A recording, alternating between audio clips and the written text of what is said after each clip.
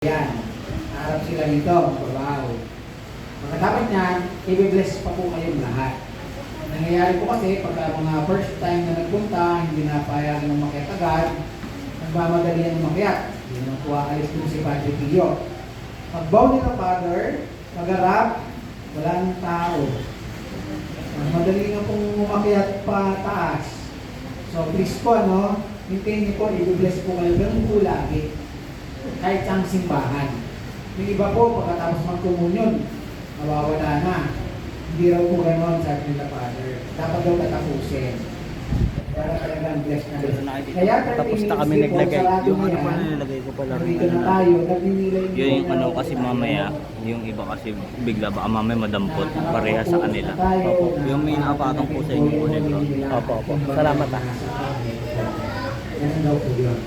Again, maraming salamat po. Napiliin po natin ang katahimikan habang may misa at kalinisan. Yan po ang kalaban namin dito.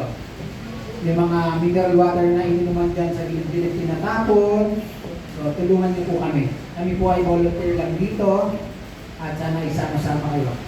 Grab ko na rin po yung chance sa mga patuloy na tumutulong, sumusuporta sa aming proyekto. Ito po, yung mga first time lang, ito po dati ay tent, ngayon po ay ubong na. So, nandiyan lang po sa gilid-gilid. Alam niyo po kung sino kayo, yung laging sumusuporta para may patayo yung bubong. I-tarpulin ko yan dito po sa may gilid ng kandila. Yung 100 days before this day, yung project po namin yan. Kasi dati ito ay tent lang, at talaga pag malakas ang ulan, mababasa. So, salamat po sa inyong lahat at sa nagpadala ng upuan ulit. Yan. Hindi po kami dito lumalapit sa inyo na para sa amin. Kami po ay kumakatok sa inyong mabubuting puso sa mga gustong magbahagi ng kanilang biyaya. Para dito naman po yan sa ating lugar.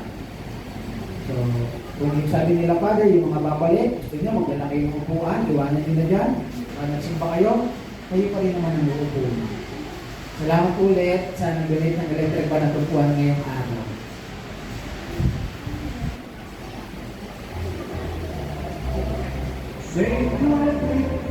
Ingatan niyo po yan pagkatapos ng misa. Ganun din po, invite ko kayo sa ating fiesta bukas. Ang po ay magsisimula ng alas 9 ng umaga. Si Bishop Teo po ng Divine Mercy ang magmimisa bukas. Adjust na lang po ng oras. Kasi po, baka mag-lockdown parking kami kapag marami na pong nakaparada rito. Kasi hindi naman makakomodate ng parking.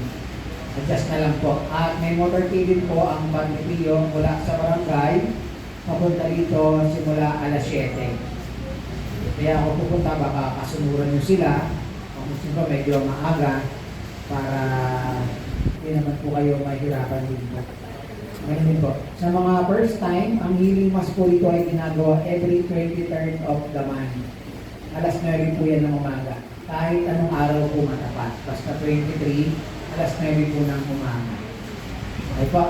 Yung mga nakaupo po sa likod, baka pwede forward na po kayo dito para pag ni Father, may tao na. Ano po daw, pagka nasa harap, mas maraming blessing. At walang recitation, kaya huwag matakot sa harap. Yan. Forward po kayo dito. Yung mga may dalang cellphone, paki-silent mode muna. Yung nakamotor, please, huwag nang paupuin yung helmet.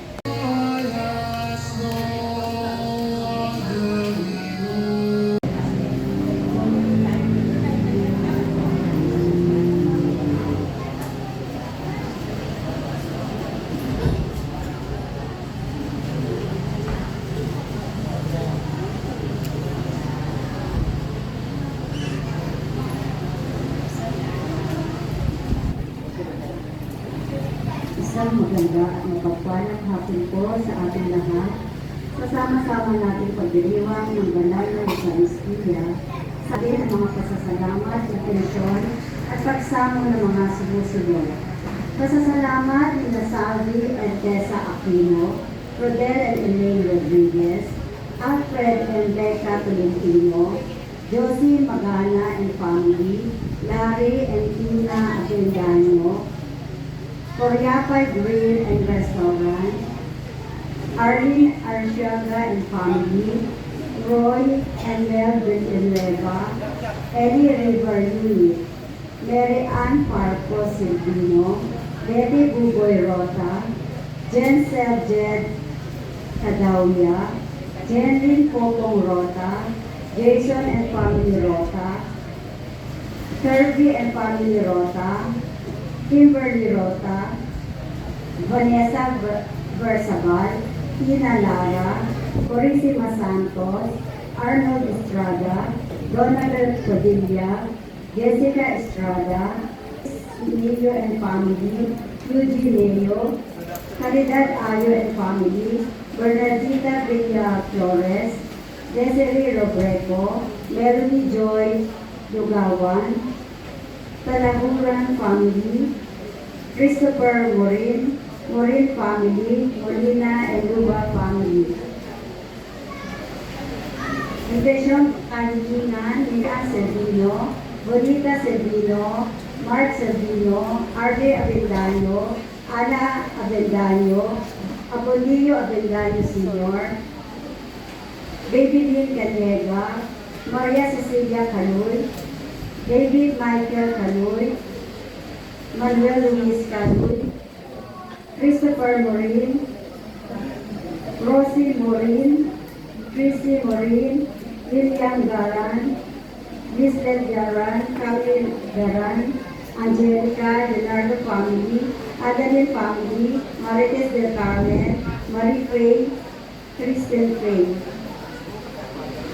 Ay hindi na para sa kadalingan nila Bayani Shelly, Miguel Shelly, Voltaire Villaruco, Mary Lee Parco, Emma Silvino, Andre Suegang, Faye Meralpes, Betty Meralpes, Freddy Latore, Sonia Yalung, Tricia Villacudado, Vince Villacorte, Victor Villadovi, Camille Goran, Josefina Dictas, Agustin Dictas, Daisy June, Jemuel, Christian Angelo del Carmen, Ruth Cesar, Maria Concepcion Yap, Luis Kabakungan, Ami Kabakungan, Hilda Maaga. Para sa kaarawan nila Clarence Parcotelo, Sonia Mapata, Sohail Curan, Cristalyn Amores, Rehan Amores, Tricia Mapata, Mary Grace Sherry, Adoracion Bahar, Rosita Sisbas, Otin Michael, Otin Adriel, Alexandra France, Luis Kabakungan. Intention para sa mga kaluluwa na MRG, Gregorio, Erlinda, Junior, Adriano, Angelica, Benedicta, Romeo, Eduardo, Geraldine, Florencia, Victoria, Alice, Salud, Lucia, Cecilia, Teresita, Joy, Ophelia, Jonabel, Asuncion, Jaime, Luminda, Romeo, Carmen, Adriano, Socorro, Teresita, Maximo, Timote, Sr., Danilo Jr., Edward, Rodrigo, Romeo, Norma, Ruben, Argy.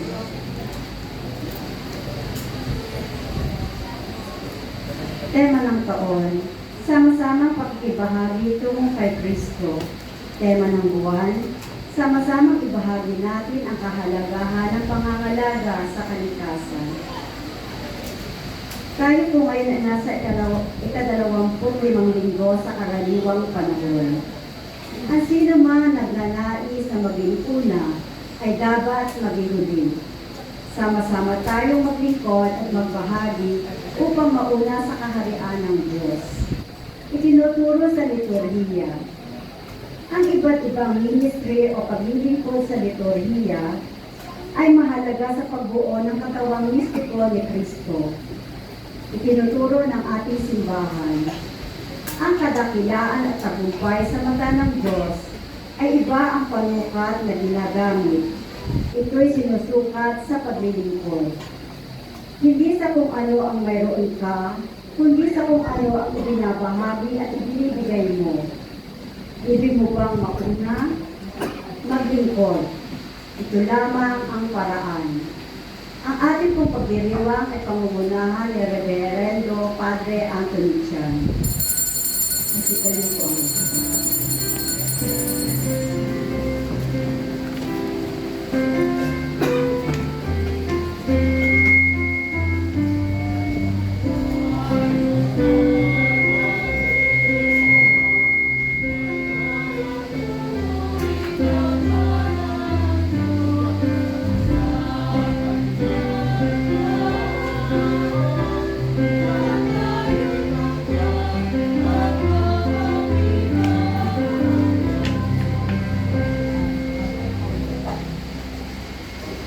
Mga kapatid, pasimulan natin ang ating banal na pagdiriwang sa ngalan ng Ama at ng Anak at ng Espiritu Santo.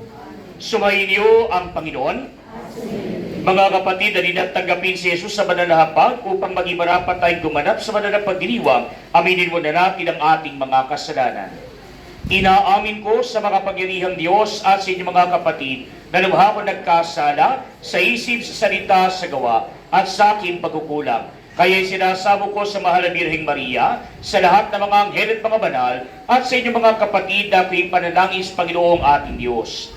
Kaawan tayo na makapangyarihang Diyos, patawarin sa ating mga kasalanan, at patnubayan tayo sa buhay na walang hanggan.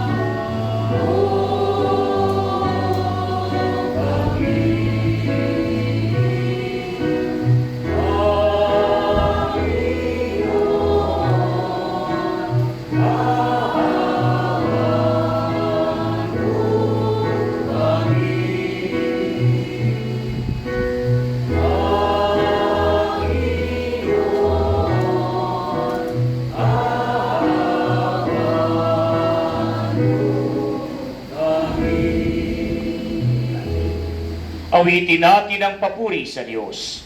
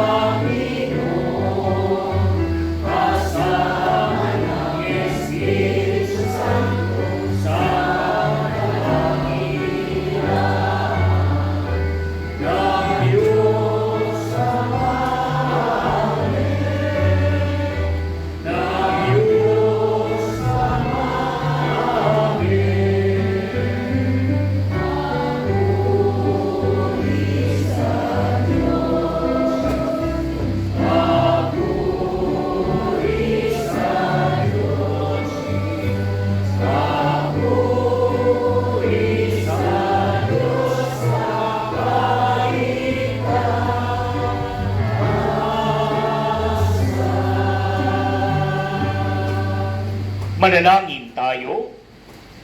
Ang madaming makapangyarihan, itinakda mo ang lahat ng mga utos may mawis pag-ibig sa iyo at sa kapwa-tao. Ipagano mo sa pagtalima namin sa mga ito, kami pagindapatin mong sumapit sa buhay na walang katapusan, sa pamamagitan ni Jesucristo, kasama ng Espiritu Santo, magpasawalang hanggan.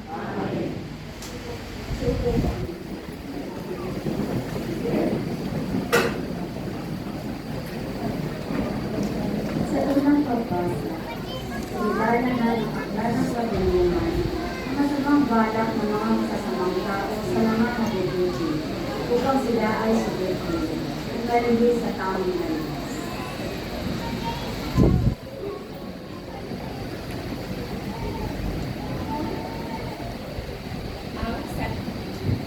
Ang salita ng Diyos mula sa aklat ng karunungan. Sinabi ng mga masasamang tao, tambangan natin ang mga taong matuwid, pagkat hadlang sila sa ating mga balak. Ipinamumukha nila sa atin ang pagsuway sa kautusan, at sinasabing tayo'y nagkasala laban sa kaugalian. Tingnan natin kung ang salita nila'y magkakatotoo. Kung ano ang mangyayari sa kanila pagkamatay nila.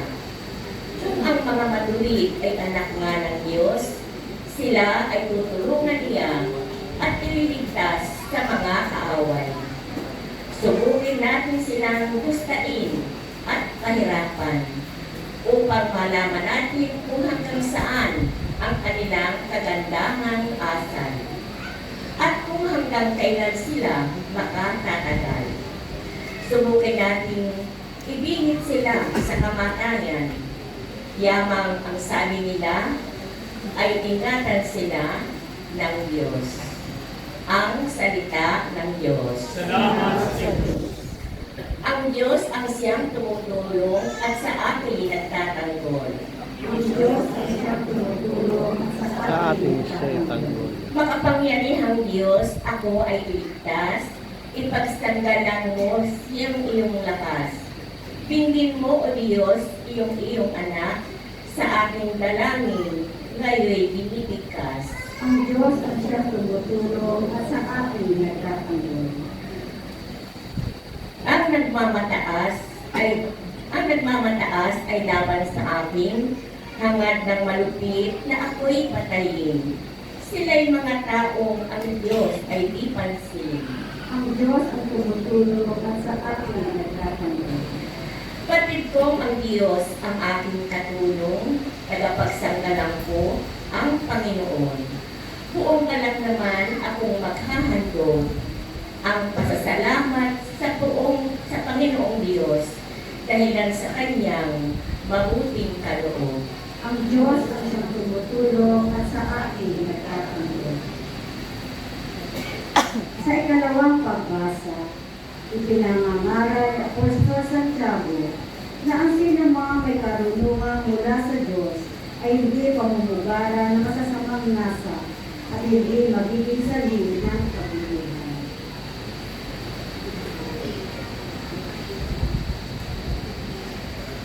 Ang salita ng Diyos mula sa sulat ni Apostol Santiago. Mga kapatid, saan man naghahari ang igib at makasariling hangarin, maghahari din doon ang kaguluhan at lahat ng uri ng masasamang gawa. Ngunit, ang may karunungan mula sa Diyos, una sa lahat, ay may malinis na pamumuhay. Siya'y maibigin sa kapayapaan, mahinahon, mapagbigay, mahabagin, at masipag sa paggawa ng mabuti. Hindi natatangi, at hindi nagkukunwari, at namumunga ng katwiran ang binhi ng kapayapaang hinihasik ng taong maibigin sa kapayapaan. Ano ang pinagmumulan ng inyong alitan at paglaban-laban? Hindi ba ang masasamang nasa na namumugat sa kalooban ng bawat isa sa inyo at pawang nagkakalaban-laban? mayroon kayong pinakaminiti, ngunit hindi ninyo makamtan. Kaya papatay kayo kung kailangan. Mapasa inyo lamang ito. Dahil sa inyong paglibot sa mga bagay na hindi inyo, kayo'y nagkakagalit at naglalaban-laban.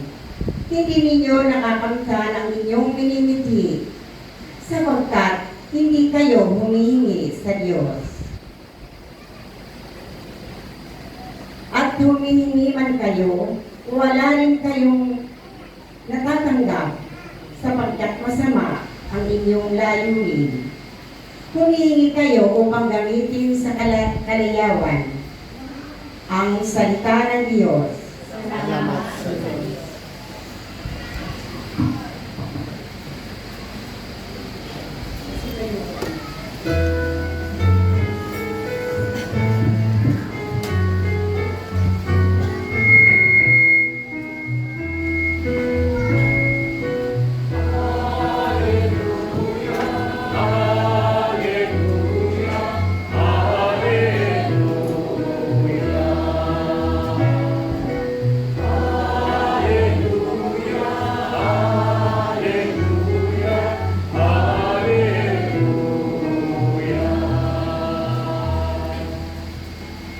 Sumainyo ang Panginoon. Ang mabuting balita ng Panginoon ayon kay San Marcos. Noong panahong iyon, si Jesus at ang kanyang mga alagad ay nagdaan sa Galilea. Ayaw ni Jesus na malaman ito ng mga tao sapagat tinuturuan niya ang kanyang mga alagad. Sinabi niya, ang anak ng tao ay pagkakadulot papatay, ngunit muling mabubuhay sa katlong araw. Hindi nila naunawaan ang sinabi niya, ngunit natatakot naman silang magtanong sa kanya. At dumating sila sa Capernaum. Nang sila nasa bahay na, tinanong ni Jesus ang kanyang mga alagad, ano bang pinagtatalunan ninyo sa daan? Hindi sila kumibo sapagat pinagtatalunan nila kung sino sa kanila ang pinakadakila. Naupo si Jesus, tinawag ang 12 at sinabi, ang sino mang nagnanais maging una ay dapat maging uli sa lahat at maging lingkod ng lahat. Tinawag niyang isang maliit na bata at pinatayo sa harapan nila. Pagkatapos, kinalong niya ito at sinabi, ang sino mang tumanggap sa isang maliit na batang tulad nito alang-alang sa akin ay tumatanggap sa akin. At sino mang tumanggap sa akin, hindi ako ang kanyang tinatanggap, kundi ang nagsugo sa akin. Mga kapatid, ang mabuting balita ng Panginoon.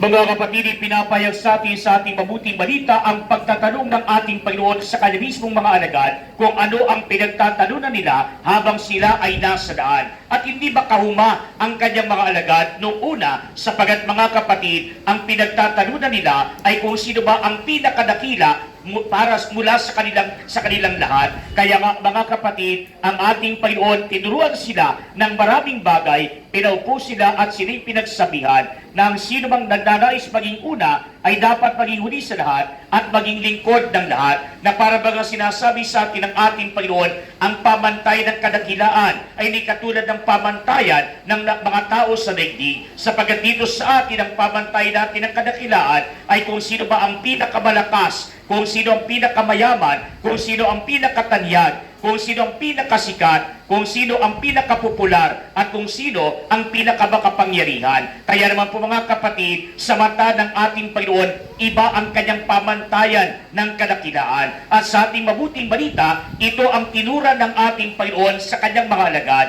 Ang kanyang pamantayan ng kadakilaan ay nasa pamantayan ng paglilingkod. Sapagat mga kapatid, para sa ating Panginoon, anuman ang kalagayan at katayuan mo sa buhay, ang importante, naglilingkod ka ng tapat sa ating Panginoon at sa iyong kapwa, at sa gayong paraan, ikaw nga ay nagiging dakila sa mata ng ating Panginoon. Kaya naman mga kapatid, kung ikaw man ay mayaman, gamitin mo ang iyong kayamanan, hindi para siidin at apihin ang iyong kapwa, kundi para paglingkuran ng iyong kapwa, gamit-gamit ang anumang material na bagay na meron ka. Kung ikaw ay makapangyarihan, gamitin mo ang iyong kapangyarihan, hindi para apihin ang iyong kapwa, para yurakan ang iyong kapwa, kundi gamitin ang iyong kapangyarihan para mapaglingkuran ang lalo tigit na mga mahihina at walang kapangyarihan. Kung ikaw ay tanyag, Gamitin mo ang iyong katanyagan, hindi para lalong tumanyag ang iyong sarili, kundi para mabantog ang ating Panginoon at ipakilala siya sa mga tao hindi nakakakilala sa Kanya. Kaya naman mga kapatid, maaari nating gamitin ang lahat ng ito ayon sa kabutihan at sa gayong paraan, nagiging tapat tayo na tagapaglingkod ng ating Panginoon. Pero hindi nangangulugan na kapag hindi ka tanyag, wala ka sa posisyon, wala kang kayamanan, ay hindi ka na makapaglilingkod. Sapagat mga kapatid, yung simpleng ikaw ay gumagawa ng isang bagay na mabuti para sa Panginoon at para sa kanyang sambayanan, iyon ay kadakilaan na sa mata ng ating Panginoon, sapagat ikaw man ay naglilingkod. Kaya naman mga kapatid, wala ka bang treasure, wala ka bang power,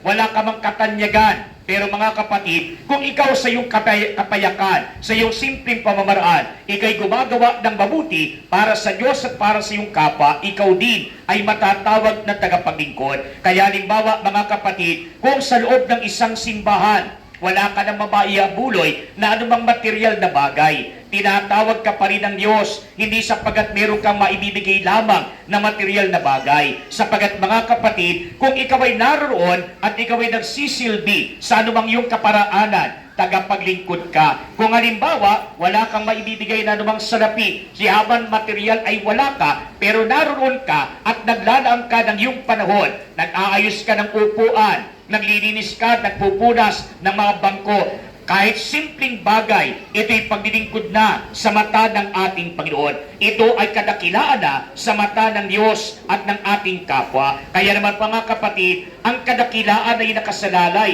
sa tapat na paglilingkod sa Diyos at sa kapwa. Kaya naman mga kapatid, ito'y paalala para sa ating lahat. Sapagat mga kapatid, kumisan, kapag tayo po ay naglilingkod, may mga pagkakataon, akala natin naglilingkod tayo, pero yung pala, hindi tayo naglilingkod sapagat taliwas sa tawag ng paglilingkod ang ating ginagawa. Kaya naman mga kapatid, kung papansinin po natin, ay kapag ka po tayo ay naglilingkod, hindi yung palaging kung ano ang makukuha natin ang importante. Sabi sa ating mabuting balita, kung nais mo maging una, dapat maging huli ka. Hindi sapagat nais ng Diyos na ikaw ay palaging maging kulelat, kung ang dinanais ng ating Panginoon na imulat sa kanyang mga alagad ay kung nais mong maging lingkod para sa iyong kapwa, uunahin mo ang kapakanan ng iyong kapwa kaysa sa iyong sarili. Sapagat mga kapatid, sa isang tagapaglingkod, mas pinagpapalaga niya ang pangangailangan ng kanyang kapwa kaysa sa kanyang sariling pangangailangan. Pareho lang mahalaga yung pangangailangan ng kapwa at ng iyong sarili. Pero mga kapatid, ang isang lingkod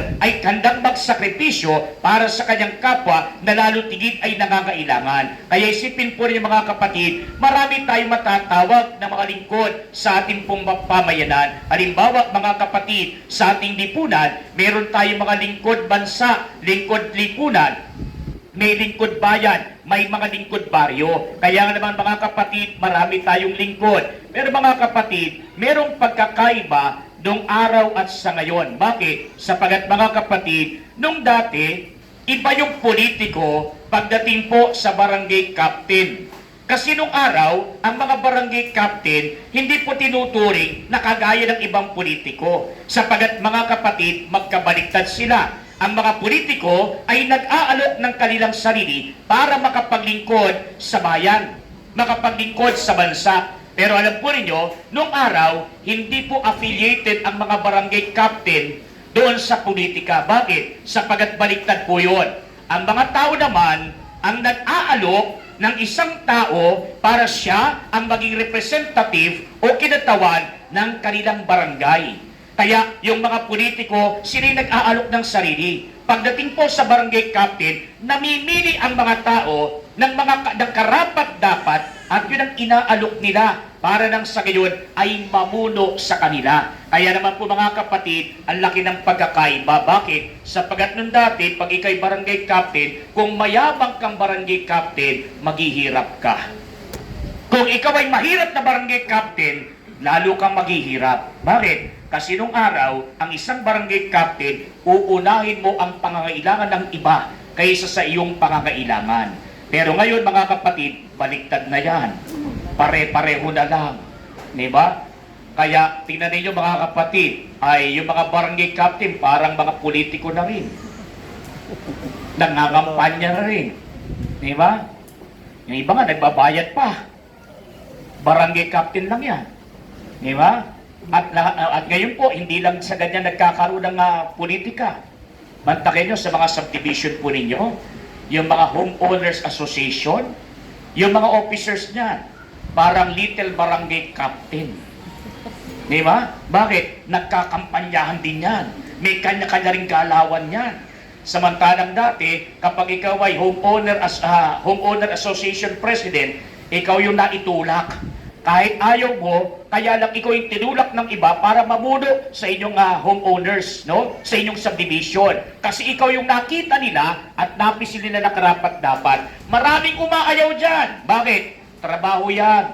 Walang sweldo yan. Di ba? Trabaho yan. Mahirapan ka. Pero ngayon, kahit sa ganyan, nagkakaroon na rin ng politika. At alam po ninyo mga kapatid, noong araw, kapag ka po tayo ay mga bata pa lamang, at ako po inabutan ko yan, mayroon pong pagkakataon sa ating bansa, sa kasaysayan natin, na itinuring po tayo ng maraming mga bansa na kaawa-awa. Kailan po yan? Nung panahon na akala natin sagana tayo, pero yung pala, awang-awa ang ibang mga bansa sa atin. Lalo na po ang United Nations, kaya po merong pinadala ng mga tulong sa atin. Sumagana tayo sa pagkain noon. Akala natin, dahil bigay ito ng pamahalaan. Hindi. Galing po ito sa ibang bansa kasi alam nila maraming malnourished sa atin. Nagugutom tayo. Kailan po yan? Nung pong umusbong yung pinamimigay sa atin noon na Nutriban. Akala natin, wow, ang galing naman. May libreng pagkain sa mga paaralan. Pero hindi po galing sa pamahalaan ng Pilipinas yan. Galing po yan sa ibang bansa. Sa United Nations, at hindi po naman, yan po ay karamihan galing sa tinatag na USAID o USAID. Bakit po USAID? Member sila ng United Nations at ng iba pang mga bansa. Nagbibigay ng tulong sa mga lugar na kung saan maraming malnourished. Kaya po nung dati, may binibigay sa atin. Ano yung tinapay din? Nutriban. Bakit po tinag na Nutriban? Yung ban kasi tinapay talaga yun. Yung Nutri ay ibig sabihin nutritious. Kaya sa Tagalog, masustansyang tinapay. Kanino po pinamimigayan? Sa mga payatot. Ay, mga matataba dito, hindi na kayo eligible. No? Sa mga payatot. Sa mga malnourished. Meron namang iba, matataba. Mataba ang tiyan, payat ang katawan. Ano ibig sabihin nun? Ang dami mong bulati sa tiyan. Kaya po pinamimigay nung araw, ano? Mga malnourished. Ngayon, mga kapatid, sa mga eskwelahan, nakakatanggap po kami niyan. Ano pong kapartner ng Nutriban? Yung pong trigo.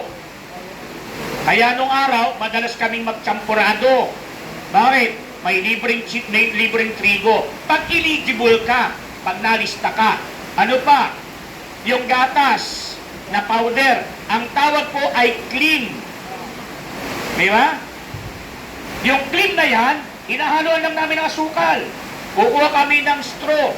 Tapos hihigupin namin. Powder yan. Pwede naman kutsarahin. Pero ini-straw namin. Bakit? Trip-trip lang nung bata kami.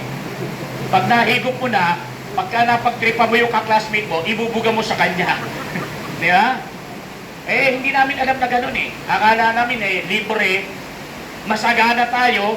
Ay malay pa namin nung bata kami, kaya pala kami binibigyan, naghihirap ang buong bansa. Libre yan, no? Pero bigay ng ibang bansa.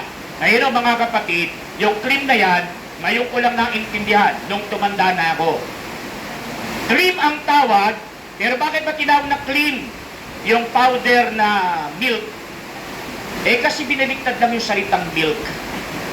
Yun talaga yung milk, cream. Ano yung pinamimigay? Gatas. Powder. Cream lang ang tinawag. Pero tingnan nyo mga kapatid, no? Ay, nung bata ko, malnourished lang binibigyan. Kaya sa klase namin, tinitimbang. Ako naman, husto sa timbang, kulang ako sa sukat. Hindi ako eligible. Bakit? Gusto ko sa timbang. Matabaho ng bata ako eh. Kaya lang, yung teacher namin, tsahin ko. Kaya po nangyari, nasa ako sa listahan. Noong araw pa lang may politika din. May palakasan na nung araw eh. Connection eh. Di ba? Yung teacher ko, tsahin ko, hindi ko naman alam na ganun. Eh, sinama ko sa listahan. Eh, tuwa naman ako, nasama ko sa listahan. Yung iba, tumatanggap ng isang Nutriban. Ba, pagdating sa akin, 2 Nutriban? Binibigay sa akin. Tapos nagtataka, bakit yung iba, 1 lang, ako 2. Ano sabi ng tsahin ko? Okay ka naman sa timbang. Hindi ka naman malnourished. Pero kulang na kulang ka sa sukat. Baka sakali pag kumain ka nito, tumangkad ka.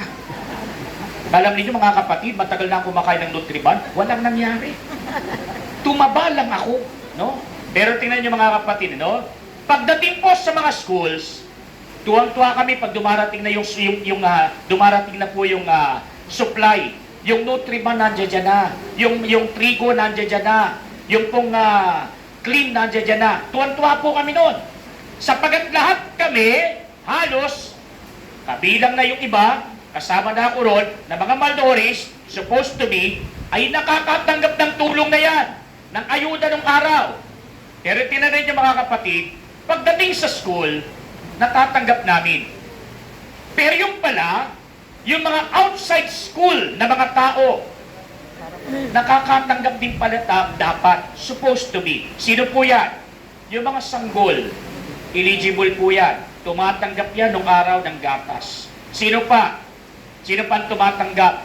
Yung mga nanay at tatay natin nung araw, tumatanggap yan. Tapos na mag-aral, o hindi nakapag-aral, o hindi nakatapos mag-aral. Hindi na nag-aaral, wala na sa school, tumatanggap yan. Sino pa? Si lolo at si lola. Hindi pa sikat ang salita na senior citizen. Pero meron dapat na binibigay at tinatanggap dapat ang mga matatanda ng araw. Meron pong nakalaan para sa kanila. Pero mga kapatid, yung pong nagtataka ko nung dati. Bakit? Pag nagpunta ka sa ibang baryo, may tinatanggap yung mga matatanda, may tinatanggap yung mga batang-bata, at nagtataka ko, bakit sa baryo namin, walang tinatanggap yung mga matatanda, pati mga bata. Kami lang na nasa eskwelahan ang tumatanggap. At ano po ang dahilan? Sapagat mga kapatid, minsan, may nakasilip sa ilalim ng bahay ni Kapitan. At ano po ang ilalim ng bahay ni Kapitan? Noong araw ang mga bahay may silong. Di ba? Ano nakalagay sa silong? Yung alaga mong manok, doon nakakulong yon. Yung alaga mong baboy, doon nakakulong yon. At kapag natutulog ka sa sahig lang, sahig na kawayan, kaya pag natutulog ka, ipinag-ehele ka ng amoy ng ebak ng baboy sa ilalim ng silong. At habang naglalakad ka, amoy ewan ka. Kumakapit yung amoy nun eh. Pero mga kapatid, yung silong na yan, multipurpose yan. Anti-baha, tapos kung wala kang kabalig, yung mga lalagyan ng mga palay, yung mga imbaka natin ng mga inani, saan nilalagay yan? Kung wala kang kabalig, sa silong. Eh may nakasilip sa silong ni Kapitan. At nakita sa silong ni Kapitan ang napakaraming sako ng trigo, ang napakaraming sako ng clean na gatas. Ano pa? Ang napakaraming balde ng mga tinapay na ang tawag ay Nutriban. At alam po ninyo mga kapatid, ano dahilan?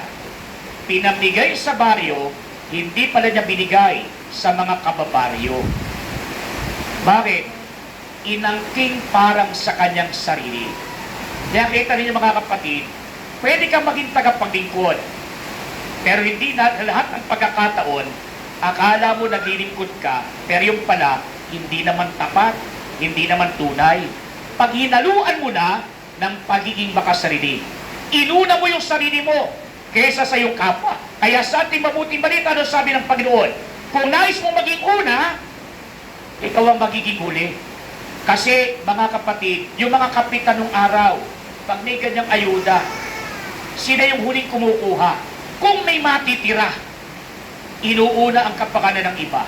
At alam po rin yung mga kapatid, lahat ng iyan, may balik naman sa atin. Bakit? Nung nadiskubre ang sako-sako at baldi-balde na Nutriban, trigo at gatas sa ilalim ng silong ni Kapitan. After some time, namatay si Kapitan. Ibinurol si Kapitan. At sa lamay ni Kapitan, ano ang handa? Champurado! At saka Nutriban. Champuradong may gatas at Nutriban. Nag-ipon ka ng maraming pagkain na hindi naman sa iyo, na dapat sa ibang tao. Nung namatay ka, yan palang iahanda sa lamay sa burol mo. Hindi po ba mga kapatid, kumisan may paraan ng Diyos para ipaalala sa atin, hindi ganyan ang paglilingkod na gusto niya. Ang hinahanap ng Diyos ay tapat at tunay na paglilingkod. Ngayon mga kapatid, ang isipin po natin, pag hinaluan na natin yan ng katiwalian, hindi na paglilingkod yan. Kasi hindi na siya tapat, hindi na siya para sa mabuti, pang sarili na lang siya. Kaya tingnan nyo mga kapatid, ang isang halimbawa po niyan, pag napunta po kayo sa ibang bansa, yung iba siguro rito napunta sa ibang bansa, makakapagkumpara na kayo. Sa Japan, magtataka ka. Bakit? Kasi ang ganda ng paligid sa ibabaw, yung pinuntahan lang namin. At kapag ka po kayo pupunta sa subway, sa mga tren, magtataka ka ilang level ng tren yung nasa ilalim. Ganon sila ka-advance. At magtataka ka sa ilalim. Kung hindi ka sanay at di mo kabisadong ibabaw yung street level, iiyak ka na lang sa ilalim. Bakit? Sa atin nga, yung release natin ng tren sa diretso lang. Sa Japan po, kung ano ang street sa taas, ganon din ang tunnel sa ilalim. Sanga-sanga siya. Bakit? Kung ano ang kalsada sa taas, ganon din sa ilalim. May sistema ng tren, may daanan ng tao, may mga palengke rin, may tindahan, may restaurant din sa ilalim. Ilang level po yan. Kung hindi mo kabisado yung street sa taas, maliligaw ka na sa ilalim. Bakit? Ay maliligaw ka sa taas, hindi sa ilalim, ganon din. Sapagat kung ano po yung itaas, ganon din yung ilalim. Tunnels yan, di ba? Pero yung tunnel na yan, napupuntahan talaga ng tao, hindi katulad ng tunnel ni Kibuloy, nahirapan ng PNP pasukin, di ba? Ngayon, mga kapatid, pagdating po sa Germany, alam po ninyo, may kontratang gobyerno at yung kontraktor. Ano po kontrata nila? Na yung pong kontraktor, kung gagawa ng kalsada, minimum na dapat yung sa kalsada tumagal ng hindi masisira for 25 years. Pag hindi yan tumagal ng 25 years, may karapatan ang gobyerno na ipasara ang kumpanya ng kontraktor. Bakit? Kasi hindi siya tumunod sa usapan nila. Ngayon mga kapatid, 25 years, yan po ang minimum. Ngayon, pagdating po sa mga kontraktor, meron din naman sila. May karapatan sila na sumingil sa gobyerno ng may tubo. Pag hindi binigay sa kanila ng 100% ang pondo para sa pagpagawa ng kalsada. Kaya po, give and take po yan. Ibibigay ng gobyerno, walang kakabigin, 100%, nandiyan ang pondo. Walang kukuharin kahit 5. Pero kailangan, pag bibigay sa'yo, gawin mo yung dapat, 25 years, dapat tumagal yung kalsada, minimum. Kaya alam po niyo mga kapatid, dito sa Pilipinas, ang kalsada natin, kadalasan nakapatong sa lupa. Di ba? Sa Germany, hindi po ganon. Bakit? Kasi ang kalsada noon, sa ibang lugar, walang pinapatungang lupa. Kasi ang ilalim, tunnel. Daanan ng tren, ano pa? Meron pang subway, daanan din ng sasakyan pang pribado at pang publiko, subway, at meron pang tunnel para sa naman. Daanan ng tubig baha. Kaya po pagka may tubig baha, pupunta lang sa kanal, diretso sa tunnel, yun ang magiging catch basin, hindi babahain ang kalsada. Tingnan po rin mga kapatid, ikumpara po rin nyo rito sa atin. May flood control project, nasira ang flood control, hindi na minente, hindi na linagyan ng pondo. Bakit? Sapagkat kung effective yung flood control, walang kikitain yung ibang tao. Walang kickback dun eh. Kaya ano ginawa? Hayaan natin masira yung flood control. Anong gagawin? Binabaha po yung lugar na yan. Anong solusyon? Itaas natin ang kalsada. May pera dyan. Nung tinampakan ng kalsada, tinaas ang kalsada, ano nangyari? Lumubog ang bahay. Ang tubig may pupunta niyan. Saan nagpunta? Sa loob ng bahay mo. Ano gagawin mo ngayon? Hindi naman po pwedeng mapagdating ng panahon. Forever kang nasa water world. May libre kang swimming pool, kasama mo yung mga daga. Pati yung ipis.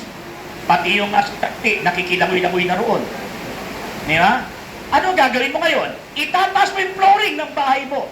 Eh, tumaas ka ngayon sa kalsada. Saan nagpunta ang tubig? Bumalik sa kalsada. Ano ang solusyon ulit? Ng mga politiko? Itaas mo ang kalsada. Saan pupunta ang tubig? Balik na naman sa bahay. Ano ang gagawin mo ngayon? Itataas mo yung flooring ng bahay mo. At pagkataas ng flooring ng bahay mo, saan pupunta ang tubig? Babalik sa kalsada.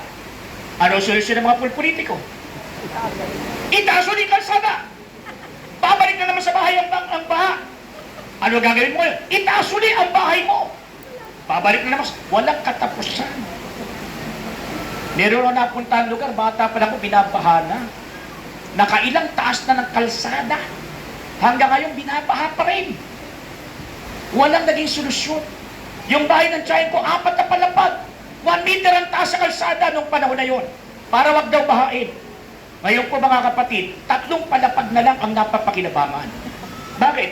Lubog na yung unang palapag. Sa taas ng patong-patong na taon-taon na lang ay kalsadang ginagawa. Sipin po ninyo mga kapatid, pagkatapos, pag nakikita natin, ang tawag natin sa kanila, iginagalang. Honorable. Di ba? Minsan, your honor. Minsan gusto ko nang tawagin, your horror. Di ba? Nakita po ninyo mga kapatid, ang dami nating ginagawa na akala natin, naglilingkod tayo. Pero kapag pansarili lang ang lakad mo, hindi po yun ang paglilingkod. Kasi inuuna mo ang kapakanan mo kaysa kapakanan at makabubuti sa karamihan. Ngayon mga kapatid, ay doon po sa ibang bansa, 25 years minimum.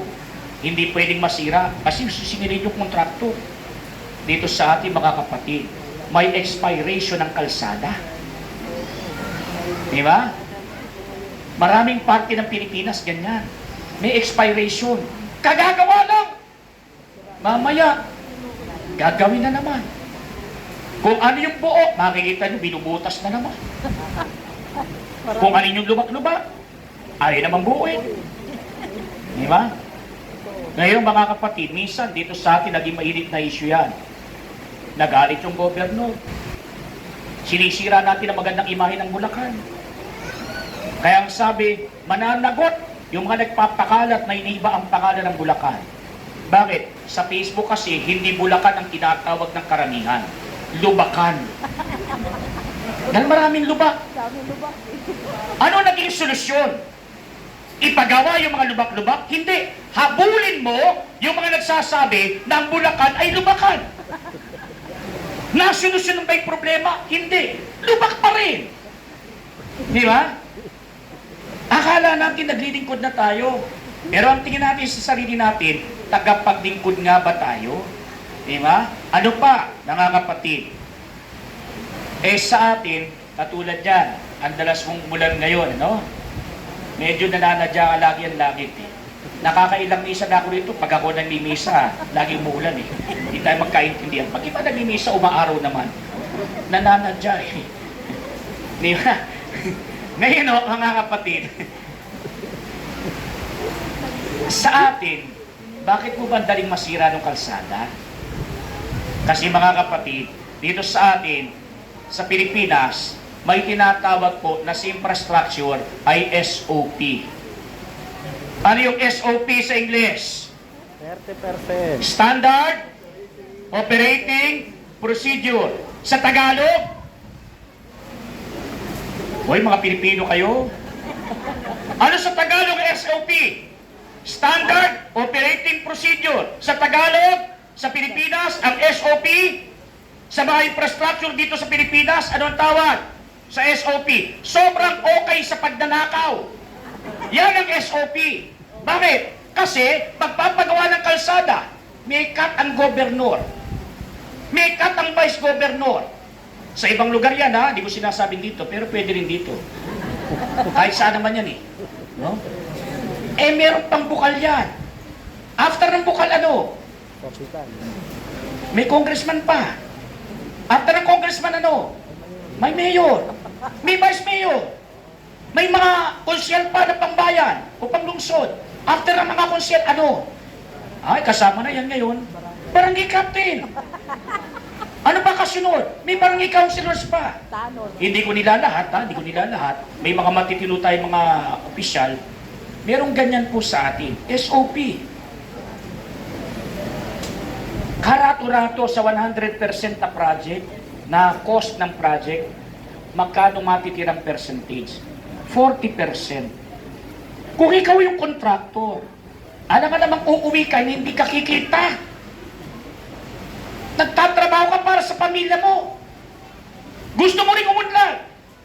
Kukuhanin mo yung para sa iyo, na legal. O sa 40%, ano kukuhanin mo?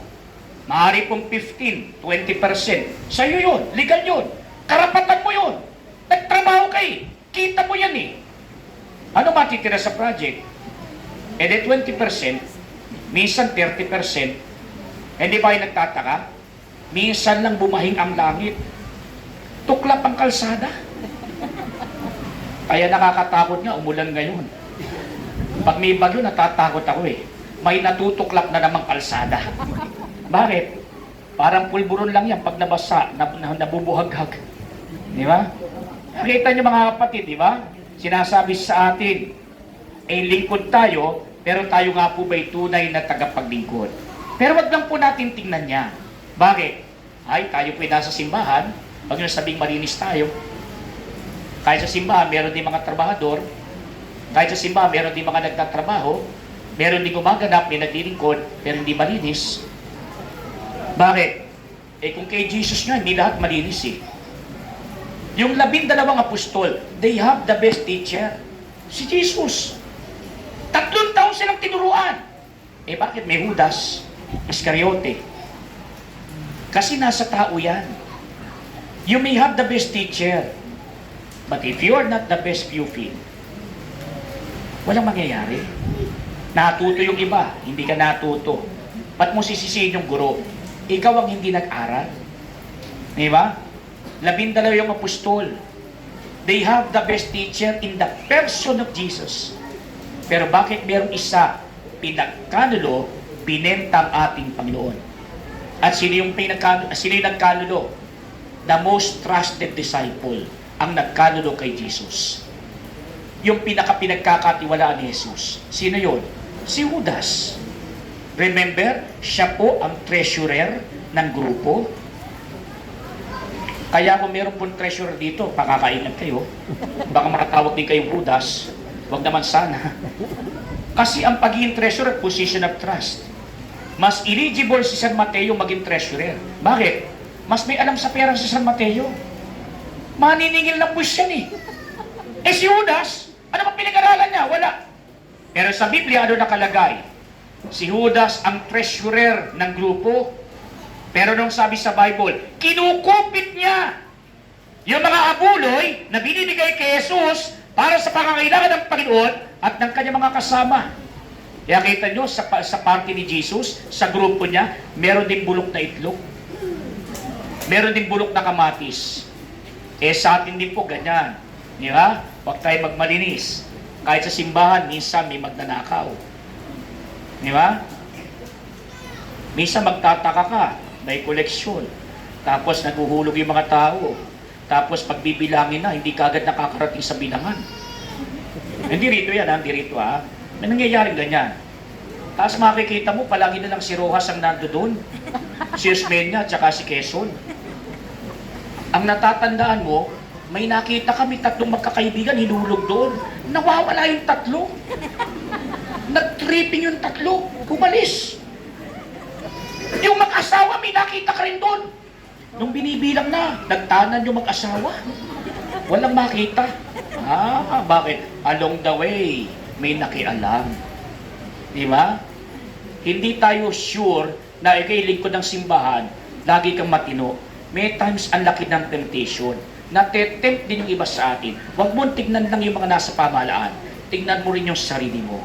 At kumisan, huwag mo tignan yung mga namamahala lang sa simbahan. Yung mga simpleng nagsisimba, ay, pamisa-misa, tignan nyo rin sarili nyo.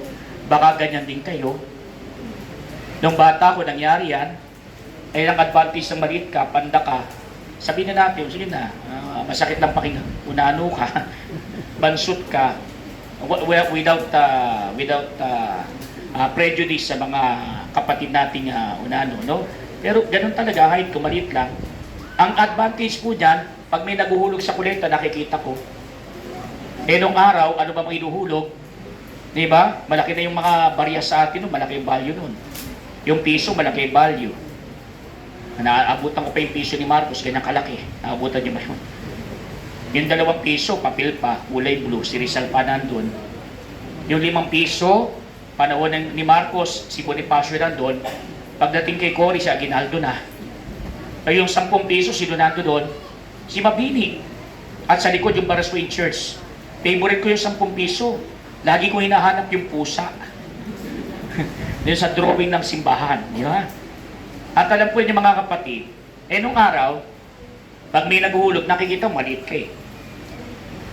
May nagulog. Pagka po ayan, matinis ang kalansing. Mababa ang value niyan. Matinis ang kalansing. Pag tumama sa kapwa barya, matinis ang kalansing. 25 centimos yan. Pag medyo mabigat-bigat ang kalansing, piso yan. Nung panahon po ni Cory o ni Ramos yata yun, nagkaroon pa ng 2 piso na barya. Di ba? Yung octagon pa yun. Kalabaw yung nasa likod. Pag hinulog mo yan, medyo solid ang kalansing niya. Alam mo, 2 piso yan. Sa tunog lang malalaman mo eh. Pag walang kalansing, papel yan.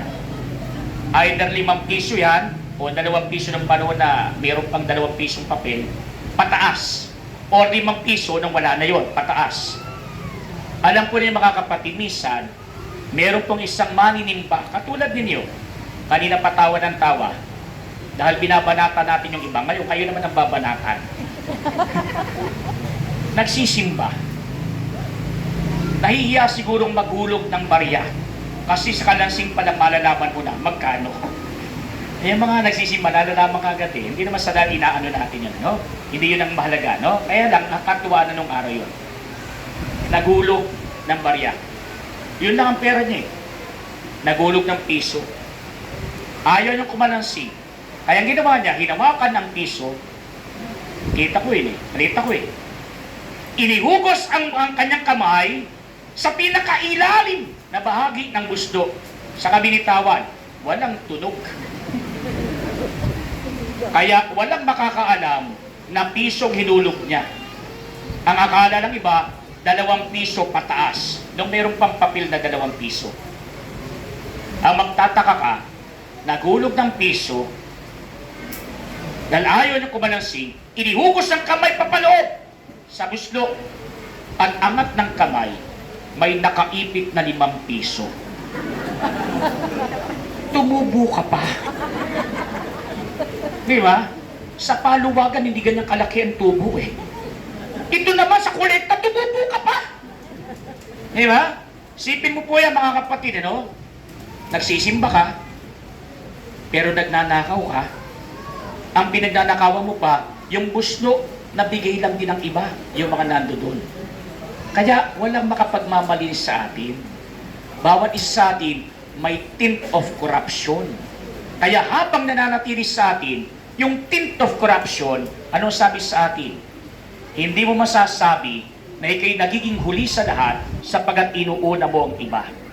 As long na inuuna mo palagi ang sarili mo, hindi mo masasabi na ikay tunay na tagapaglingkod. At kapag ikay hindi tunay na tagapaglingkod, sa mata ng Diyos, hindi ka dakila. Sapagat ang tunay na kadakilaan, nakasalalay sa paglilingkod. paglilingkod na tapat, paglilingkod na malinis, paglilingkod na ang laan ay para sa kabutihan. Kaya naman mga kapatid, may mga santo't santa tayo na naging tagapaglingkod sa ating simbahan. Kaya sino yung mga ehemplo natin? Malinis pa sila? Hindi. Kayaya natin sila. Pero nagsumikap sila na maging malinis. Kaya nga tayo nagpupunta rito. Bakit? Sapagat ang modelo natin na pinipinta kasi sa lugar na ito, si Santo Padre Pio. Malinis ba palagi si Santo Padre Pio? Hindi. Alam niyo bang isang ugali si Santo Padre Pio? Alam niyo yung weakness si Santo Padre Pio? Mainitin ang ulo niya. Weakness niya yun. Lahat tayo may weakness. Diba? Kaya kapag nakakakita kayo ng pare, mainitin ang ulo, pagdasal nyo na lang. Baka ginagaya si Santo Padre Pio. Pero dapat baguhin yun. No? Kaya lang, wala tayo may weakness. Pero mga kapatid, bakit natin siya tinatag na santo ngayon?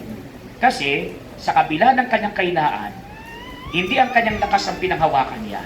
Ang pinanghawakan niya ay ang Diyos. At unti-unti, binago niya ang kanyang sarili. Binago siya ng Diyos. Kaya siya naging modelo ng kabanalan para sa atin.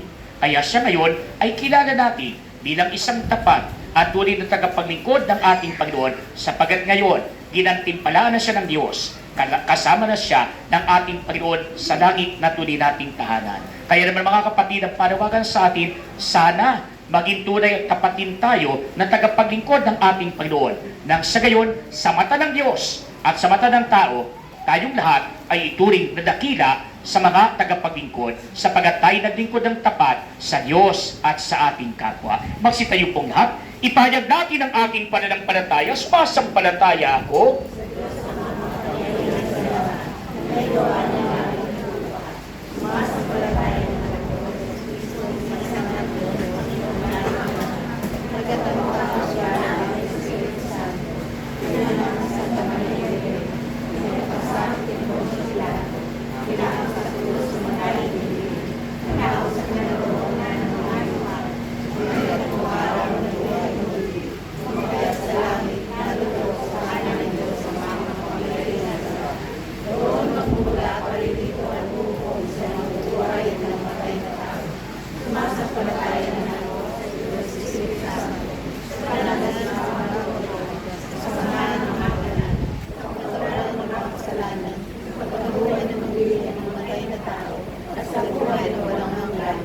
mga kapatid, itinuro ng butihing guro ng pagtanggi sa kasamaan ang tunay na kahulugan ng pagiging alagad. Panalangin tayo sa Ama, kalakip ang ating kahandang magsakripisyo bilang pagsunod sa kanyang anak. Kaya't ating sambitin, banal na guro, ilapit mo kami sa iyo.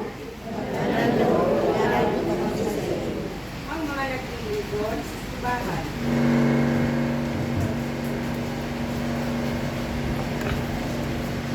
Ang mga naglilingkod sa simbahan. Pariman ulay ko upang ang nasain nila ay makapaglingkod at hindi ang mauna kaysa sa iba. Manalangin tayo sa Panginoon. Banal na guro, ilapit mo kami sa iyo.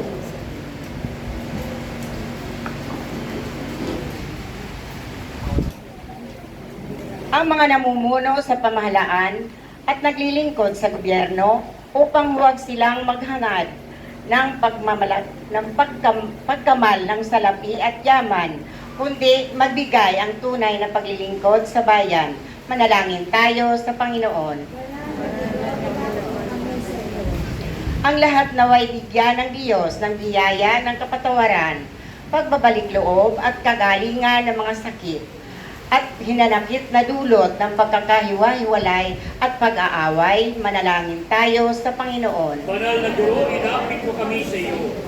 Ang mga matatanda, mga nalulumbay, mga may kapansanan at mga may sakit, naway mapalakas sa alab ng ating pagkalinga at presensya. Manalangin tayo sa Panginoon. Banal na guro, ilapit mo kami sa iyo. Ang ating mga yumaong kaibigan na nauna na sa atin, naway makabahagi sa kapayapaan at kaligayahan ng paghahari ng Diyos. Manalangin tayo sa Panginoon. Banal na guro, ilapit mo kami sa iyo. Makapangyarihang Ama, tulungan mo kaming tingnan ang lahat ng tao ayon sa iyong pagtingin. Bigyan kami ng lawak ng kaisipan at kabutihan ng puso upang tanggapin ang anumang kabutihan saan man ito magmula. Sa pamamagitan ni Jesucristo ang aming Panginoon, ngayon at magpasawalang hanggan.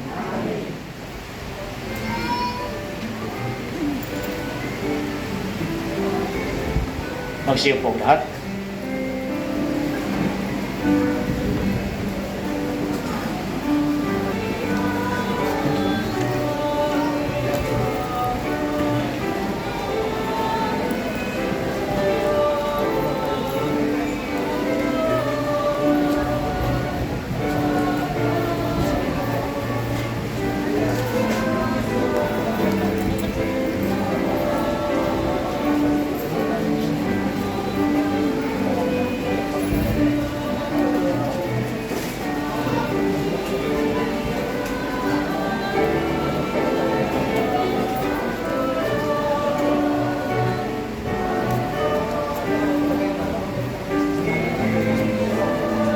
Akala ko kasi lahat tayong gagaling ano eh.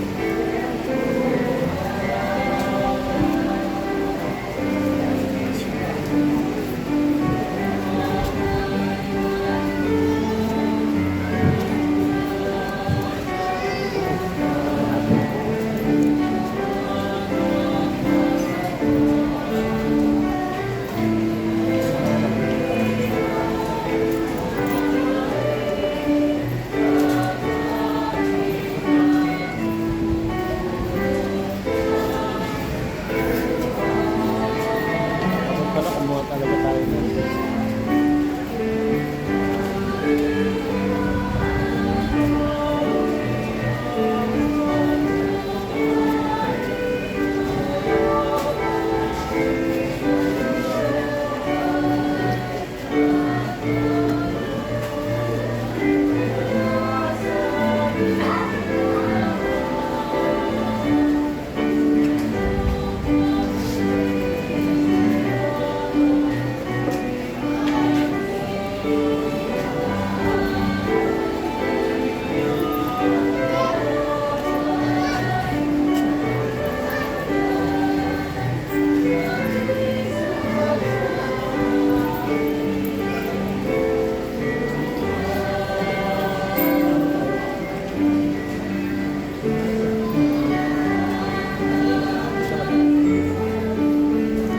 yun na, lumapit na natin.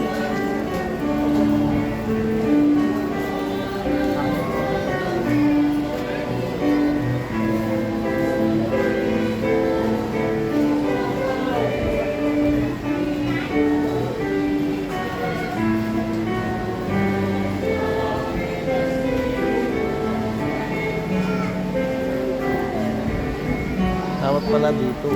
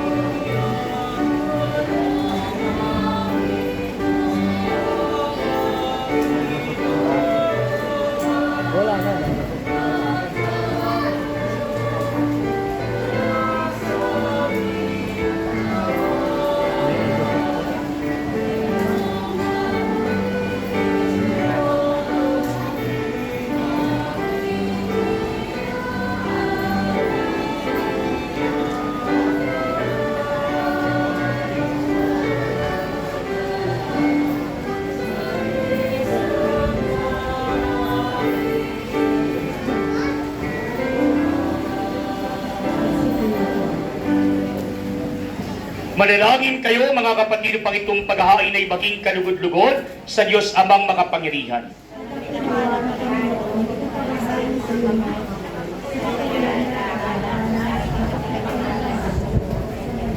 Ama naming lumikha, maawain mong kalugdan ang mga alay ng iyong sambayanan upang binahayag na may pananampalatayang matibay ay aming tanggapin sa banal na pakikinabang sa pamamagitan ni Jesucristo kasama ng Espiritu Santo magpasawalang hanggan. Sumayin niyo ang Panginoon. Itaas sa Diyos ang inyong puso at diwa. Pasalamatan natin ang Panginoong ating Diyos. Ama naming makapangyarihan, tunay ng marapat na ikaw ay aming pasalamatan. Kinalugod muli kayo ng sanlibutan na iyong pinagbabagot dinarangal sa pamamagitan ng iyong anak na kinalulugdan. Kaya't po talulog ng iyong itinatagi at ng mga banal na kapiling mong lagi ang iyong pagiliw at pagkakandili. Kaya kaisa ng mga anghel na nagsisiawit ng papuri sa iyo ng walang humpay sa kalangitan. Kami nagbubunyi sa iyong kadakilaan.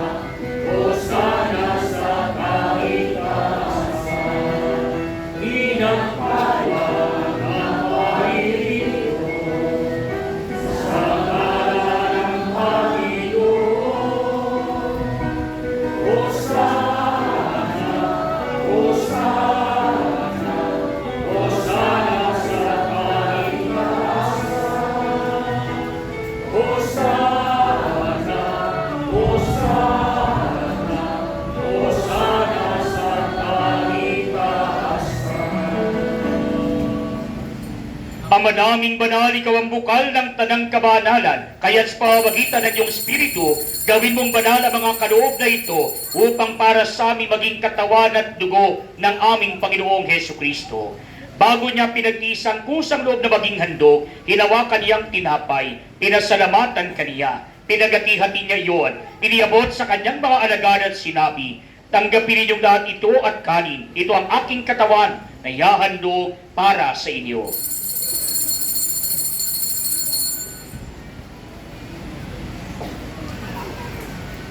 Gayun din naman, noong matapos ang hapunan, hinawakan niya ang kalis, muli kanyang pinasalamatan. Iniabot niya ang kalis sa kanyang mga alagad at sinabi, tanggapin ninyong lahat ito at inumin. Ito ang kalis ng aking dugo, ng bago't walang hanggang tipan. Ang aking dugo na ibubuhos para sa inyo at para sa lahat, sa pagpapatawad ng mga kasalanan. Gawin ninyo ito sa pag-alala sa akin.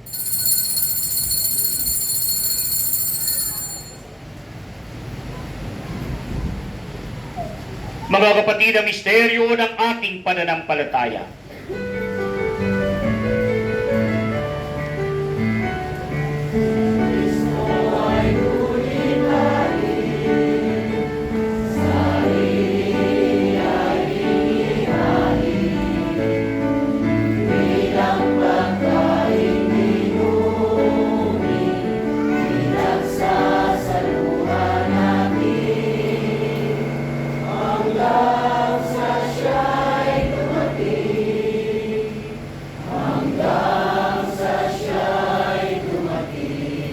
Ama, ginagawa namin ngayon ang pag-alala sa pagamatay po rin pagkabuhay ng iyong anak, kaya tinialay namin sa iyo ang tinapay na nagbibigay buhay at ang kalis na nagkakaloob ng kaligtasan. Kami nagpapasalamat dahil kami yung minarapat na tumayo sa harap mo para maglingkod sa iyo. Sinasamo namin kami magsasalo-salo sa katawan at dugo ni Kristo ay mabuklod sa pagkakaisa sa pamamagitan ng Espiritu Santo. Ama, lingapin mo ang iyong simbahang nagharap sa buong daigdig. Puspusin mo kami sa pag-ibig kay San Francisco naming Papa, ni Dennis naming Obispo at ng Tanang Kaparian. Alalahanin mo rin ang mga kapatid naming nahimlay na may pag-asang sila muling mabubuhay, gayon din ang lahat ng mga pumanaw. Kaawaan mo sila at patuloyin sa iyong kaliwanagan. Kaawaan mo at pagindapatin kaming lahat na makasalo sa iyong buhay na walang wakas. Kaysa na mahal na Birheng Maria na ina ng Diyos, ni San Jose na kanyang kabiyak ng puso, kaysa ng mga apostol at ng lahat ng mga banal na nabuhay dito sa daigdig ng kalugod-lugod sa iyo, may pagdiwang nawa namin ang pagpupuri sa ikararangal mo sa pamamagitan ng iyong anak na aming Panginoong Heso Kristo.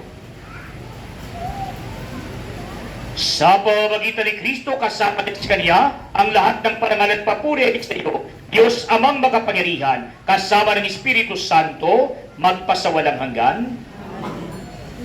Mga kapatid, sa tagubilin ng mga nakagagaling na utos sa turo ni Jesus na Panginoon natin at Diyos, ipahayag natin ang lakas loob.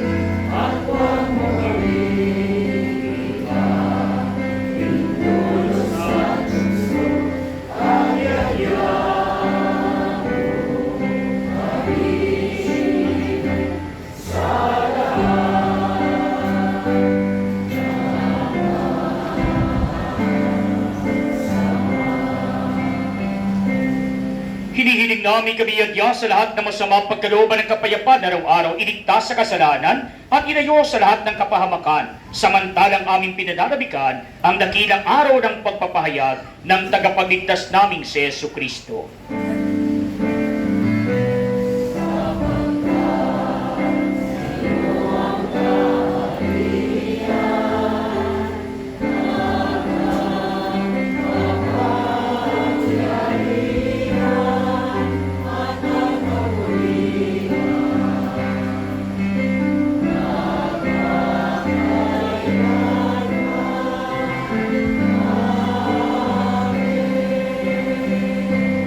Panginoong Hesus Kristo, sinabi mo sa mga apostol, kapayapaan ang iniiwan ko sa inyo, ang aking kapayapaan ang binibigay ko sa inyo. Tunghayan mo ang aming pananampalataya pag ang aming mga pagkakasala, pagkalooban mo kami ng kapayapaan at pagkakaisa ayon sa iyong kalooban, kasama ng Espiritu Santo, magpasawalang hanggan.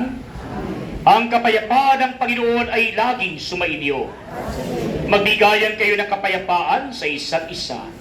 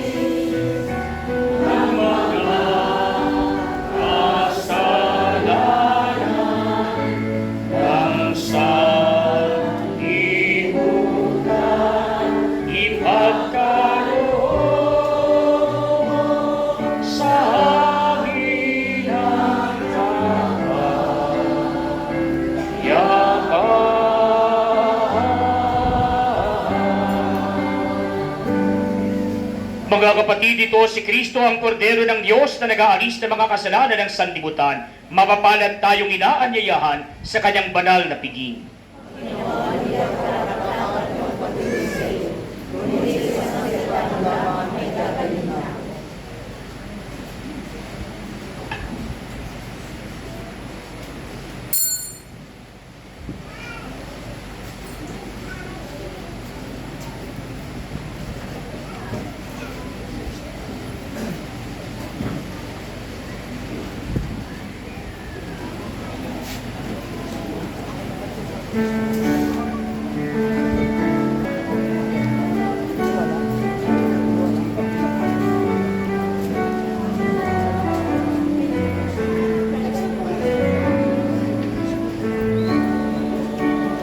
Pila kayo. Pila.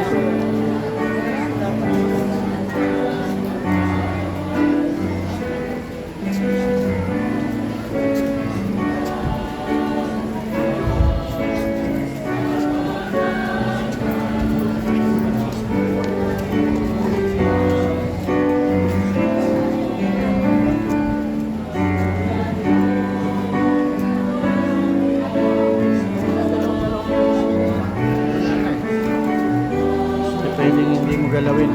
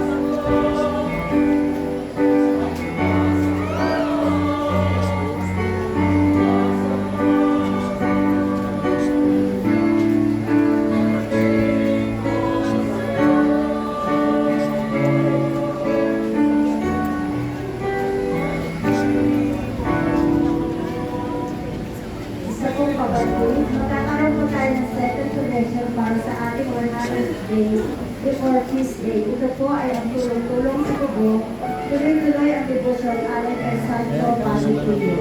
Nagpulati may sakatuparan ng ating proyekto sa mga nais kong magbahagi ng kanilang donasyon. Ang pag-unayan lamang po sa ating opisina. Maraming salamat.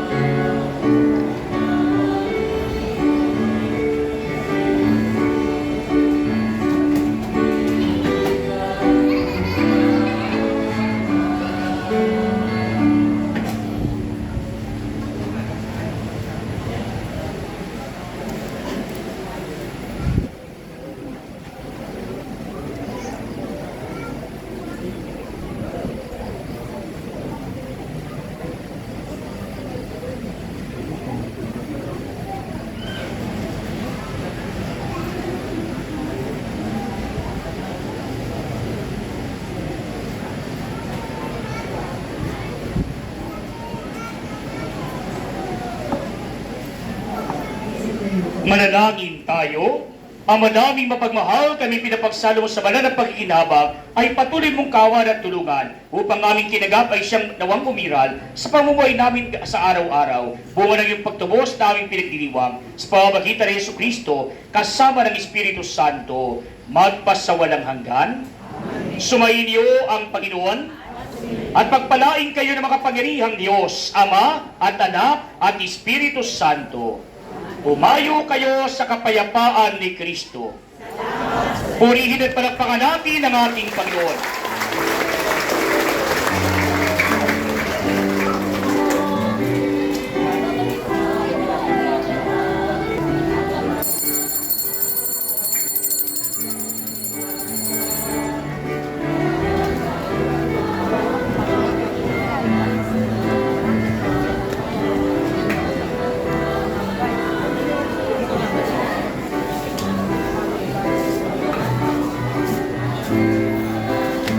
Dahil dala namin to. Inaalalahan din po ang lahat para sa ating mga kadalating na Lunes. Bukas po ng September 23 sa ganap na ang Iglesia ng Bayan. Ang lahat po ay naaalalahan. Maraming salamat.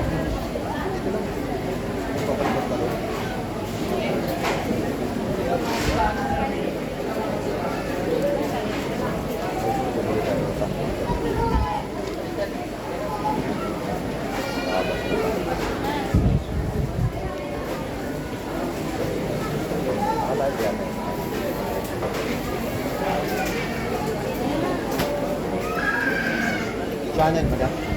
Madam. Channel ni Kadite. Channel ni